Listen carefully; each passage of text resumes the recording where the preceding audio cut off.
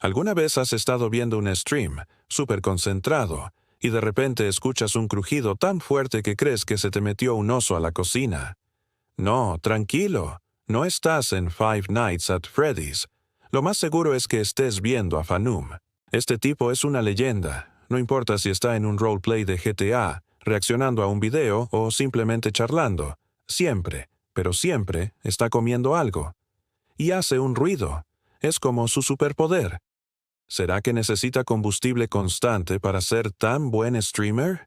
El misterio del Fanum Tax ya lo conocemos, pero el misterio de su estómago infinito sigue sin resolverse.